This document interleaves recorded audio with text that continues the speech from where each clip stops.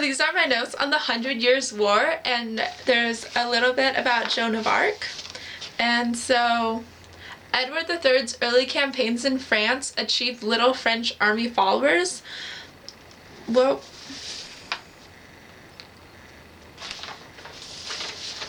okay.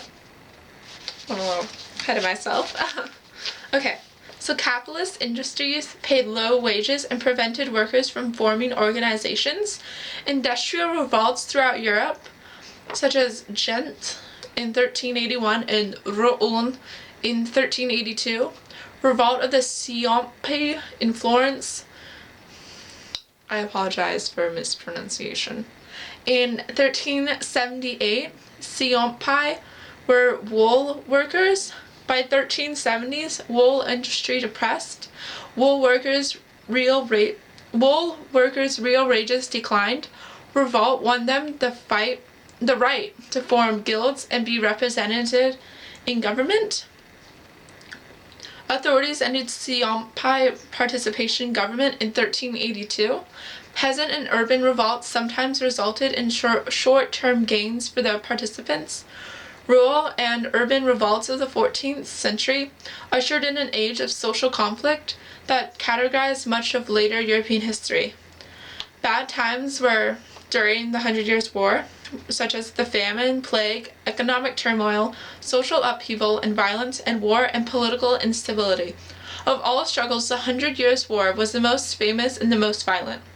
In 2059, English King Henry III relinquished his claims to all French territories previously held by English monarchy. So pretty much he wanted the land back from England. King of England and King of France disputed over possession of land and over the French throne. 14th century, the Capetian dynasty failed to produce a male heir. No male children to, be the leader. The closest male relative, Capetian dynasty, I think, is France. So the closest male relative was King of England. Woo! And Queen Isabella was a strong personality. With her assistance, she led a revolt against her husband, King Edward II, overthrew him, and ruled England until her teenage son took control in 1330. King of England III had claims to French throne. French nobles argued that the monarchy could not pass through the female line. Cousins of the Capetines, Philip, Duke of Valois, was chosen as King Philip VI. Immediate cause of the war was yet another quarrel over Gascony. Edward declared war on Philip, the so-called King of France. Personalities of the two monarchs also led to war. Ed and Phil loved luxury and shared a desire for glory and prestige that came from military engagement. Knights viewed the clash of battles as the ultimate opportunity to demonstrate their fighting abilities.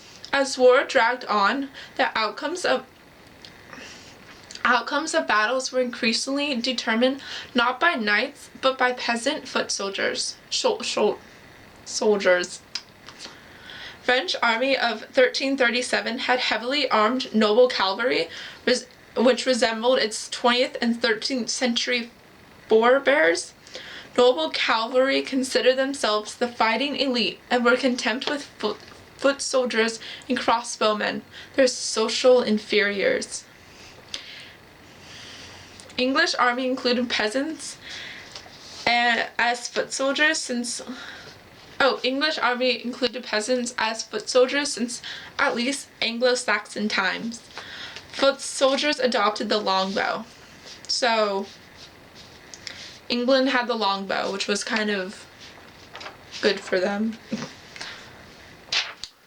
Edward XIII's early campaign in France achieved little French army followers. He didn't have a battle plan, and English wasted no bows.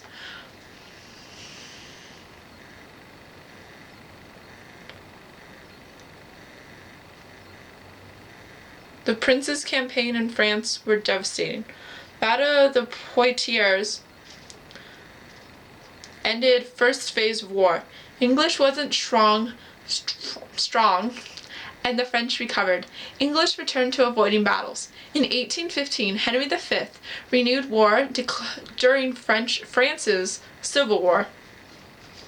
Paris exploded with bloody encounters. French lost 6,000, English lost 300. English became masters of northern France. Dauphin, Dauplin, governed the southern two-thirds of Paris. The French monarchy is saved by a French peasant woman, Joan of Arc. She experienced visions, persuaded Charles to allow her to accompany a French army to Orleans. French armies found new confidence. Within a few weeks, the entire Loire Valley had been freed from the English. Brought war to a decisive turning point. Captured by the Burgundians, allies of English in 1430. She was charged with witchcraft. In 15th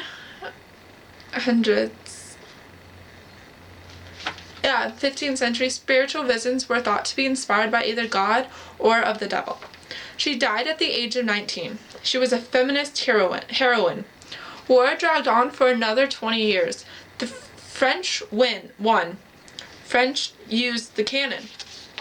Chinese gunpowder helped with the cannon. 14th century was a period of adversity.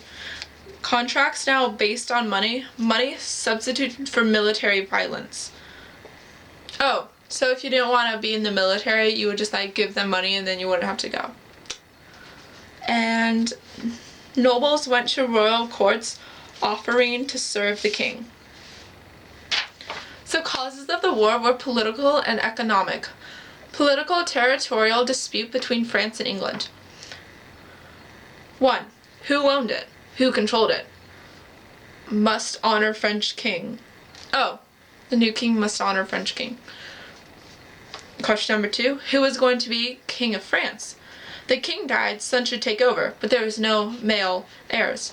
King of France's sister had a son, and he should have been king, but was already king of England. French people hated England and found old rule about how there could be no king of that relation. Gets king of France and king of England, and they're not politically smart. France was rich. Money to be made if you controlled France. Course of the war. 3/4 of the war, the first 3/4, English started winning. Both sides had to raise tons of money to fight war, so they made up lies about the other side. Clergy's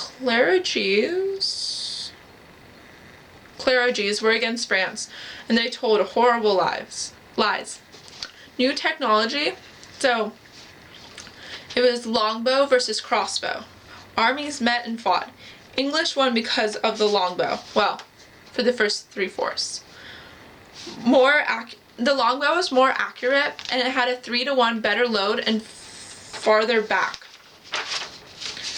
France used gunpowder, which was first developed in China. Gunpowder changed war completely. First used to propel arrows, primitive pistols and cannons developed. Now had to extensively arm people. Now couldn't afford it, and now under control of king. Changed warfare look. Longbow, gunpowder. Outcomes of the war / aftermath. Joan of Arc. She believed she could help France win the war. The French started winning, and Joan of Arc dressed like a man so she could get authority and respect. Joan of Arc got control of war, and France started winning, like I just said. English captured and killed her. 100 Years' War was between the years 1337 and 1453. More casualties, and hundreds of thousands were wounded. Rural areas couldn't grow crops. Less trade and heavy burden on taxes. English, less loss on country. 50 million were spent on war. Financial burden, less damage of country and lost war. Political instability, breakdown of feudal institutions. Scoutage. Paying money so that you can't be forced to join war, which was what the French did. King of France got 45,000 people. Started to pay people to join army. New royal dynasties worked with parliaments. Can raise. There's new royal dynasties. Worked with parliaments. Can raise armies, financial problems, people to be taxed. Nationalism, which was like for your country. English parliament started getting more power. French king didn't believe in parliament, forced taxes. And that's the 100 Years' War.